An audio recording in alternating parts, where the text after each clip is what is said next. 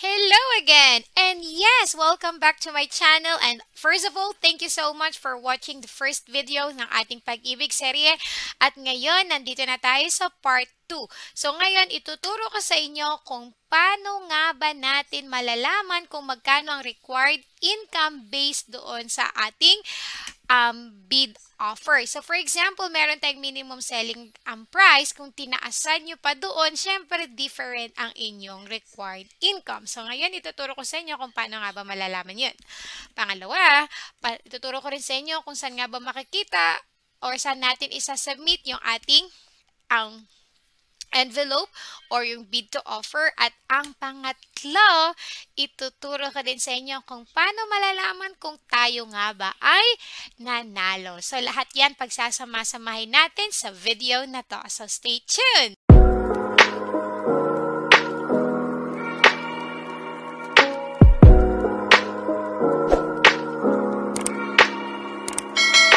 At tara, ituloy na natin ang ating tutorial. So, same thing, gaya ng ginawa natin last time. Pumunta po kayo sa Pag-ibig website. Ayan. So, nandito po tayo sa homepage ng Pag-ibig.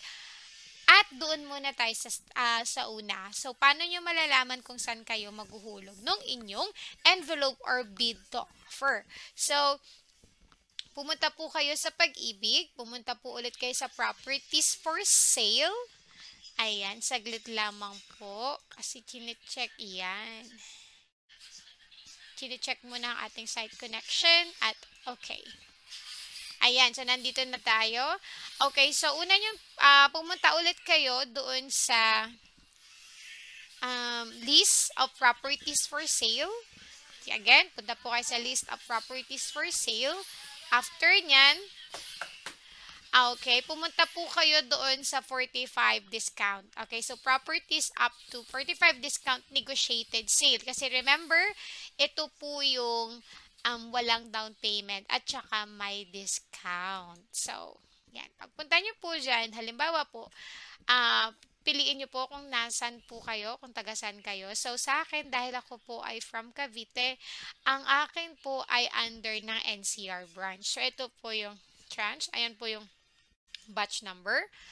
Pangalawa, lagi nyo pong tandaan na importante po itong duration of acceptance of bid offer kasi dyan lamang po kayo pwedeng maghulog ng bid nyo or offer to purchase or bid offer. Okay?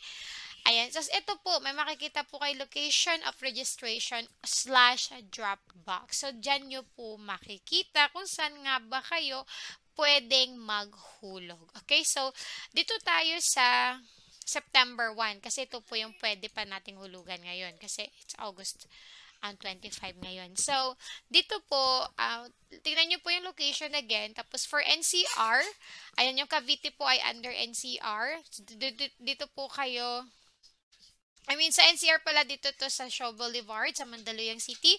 Ito po yung main office ng mga kumukuha ng foreclosed properties. And then for Cavite, dito po tayo sa Pag-ibig Dasmariñas branch. Diyan lang po yan sa Volets. For Laguna, ayan po, San Pedro branch. And then, yan, dyan po kayo pwedeng maghulog. Okay? Ayan. So, make sure po na lahat po ng requirements ay nakalakip na sa inyong envelope, nakalagay na sa envelope, at yung inyong negotiated, yung registration form. Ayan. So, yun po ipapadala nyo pag naghulog na kayo ng inyong offer. Okay? So, punta naman tayo dun sa pangalawa. Ngayon, sa pangalawa, siguro sa inyo, nilakihan nyo yung inyong offer doon sa, minimum selling price. Okay lang yan. Ngayon, paano natin ma-check ano require income para ma-check din natin kung pasok ba yung sahod nyo. Pero pwede po dito yung combined income. So, kung meron po kayong asawa at meron naman siyang trabaho at meron din naman siyang proof of income, yan, pwede nyo po yung pagsamahin yung requirements ng dalawa. So, ayan po. Ayan. So, i-click nyo po ito. Quick links. Itong Housing Loan Affordability Calculator. Pag-click nyo po niyan, madadirect po kayo dito sa computation or sa calculator. So, ayan, pwede nyo kayong mamili ano po bang hinahanap nyo. So, dito po tayo sa how much income is required for desired loan value. So, for example, ang binid nyo po ay 800,000. Ililes nyo po yan ng 10% kung long term po yung inyong pinili. Kung short term, mas malaki po ang discount. Kung cash, mas malaki po ang discount. Punta tayo sa cash muna. Pag cash po, payable siya for 1 month. Pag short-term loan, payable siya for 1 year. At pag long-term loan, payable siya for 30 up to 30 years. So, gaya ng sinabi ko last time, mas suggested ko po na i-30 years nyo muna. Kasi pwede naman po kayong mag-advance ng mag-advance kung kaya nyo talagang tapusin in short period of time. So, let's go on with desired loan value. So, halimbawa po, 1 million ang binid nyo sa presyo ng bahay. And then, less 10%. So, ang 10% ng 1 million ay 100,000. So, minus 100,000, that is 900,000. I'm sorry. 900,000. Ayan. Tapos, ito po yung loan 10-year monthly ay kung hanggang ilang taon nyo pong babayaran. So, 30 years po tayo. At yung repricing po, dito po tayo sa 3 years after 3 years. Depende po yan sa inyo. Didiscuss naman yun ng pag-ibig kung sakaling kayo manalo na. And then, compute. Ayan. So, ito na po yung required income. So, ang required income po natin, wow! Ang ganda guys! Meron na rin siyang monthly amortization. So, ma-predict nyo na kung magkano yung monthly amortization nung kinuha nyong bahay. So, ang required income lamang po kung kayo ay nagbid ng 1 million dahil may less po tayong 10% sa acquired, sa negotiated sale. So, ang required lamang po ay 15,832.73. So, much better po if higher than this yung inyong salary or income. Okay? Monthly income. And then, ito po yung principal interest. 5,000. Ito po yung sa monthly amortization na. So, kung kukuha pala kayo ng 5 million na bahay, 5 million, oh my God, sorry guys. 1 million, nagbid ka ng 1 million na bahay at kayo nanalo, ang magiging, ang loan nyo ay magiging 900,000 dahil sa 10% discount at ang magiging monthly amortization nyo na lang ay 5,743.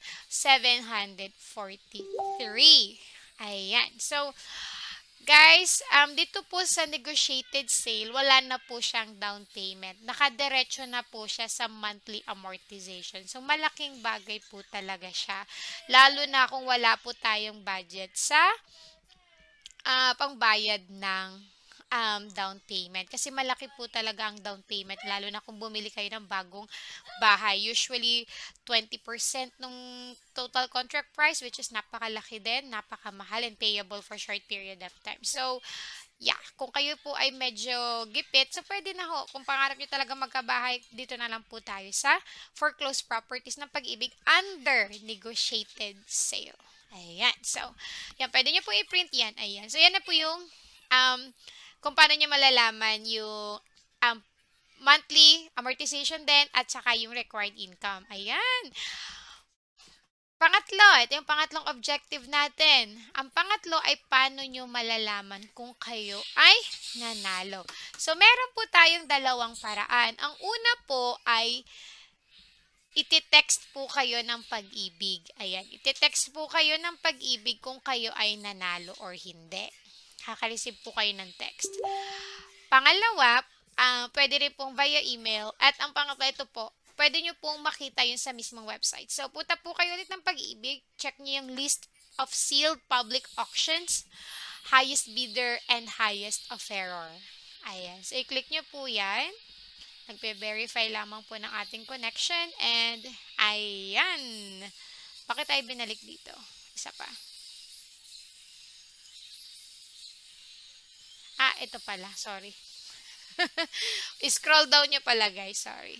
Ayan. So, ito po yung sa properties with no discount. Piliin nyo po syempre yung negotiated sale kasi doon tayo nag-bid. Ayan. So, NCR branch, for example, from Cavite ako, dito po ako titingin sa NCR branch. Tapos, i-check nyo po yung batch number kung saan kayo nag-bid, ha? Halimbawa, nawala na. Kunwari, ito yung binid mo. Yung batch number ay 15-17-5, August 14. Yan. Tignan nyo po yung list. see list at dyan nyo po makikita kung kayo ba ay nanalo or hindi kung wala pa kayong na-receive na text. Ayan. So, pag nandyan na po yung list, yung name nyo dyan sa list, so congratulations po. Isang malaking congratulations dahil hindi ho talaga madaling manalo sa mga bidding dito sa foreclosed properties. Kahit po ako, napakatagal. Nakapag-bid ako, pero ayan, nag-bid ako November dito sa bahay namin na to. Ayan. Nag-bid po ako November, tapos tinawagan ako May pa. I mean, April pa. The next year. Ayan, hala, bakit ang tagal? Kasi po, hindi talaga ako yung nanalo sa property. Nag-back out lamang po yung first or highest bidder.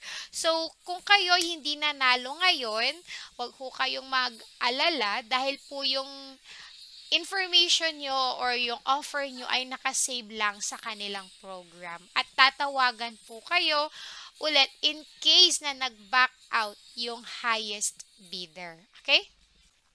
Ayan, so thank you so much for sa pagtapos ng video na to. At sana may natutunan kayo. And if you do have more questions or may tanong po kayo, comment it down below. And don't forget to like and subscribe sa ating channel. So thank you so much for. Have a great day!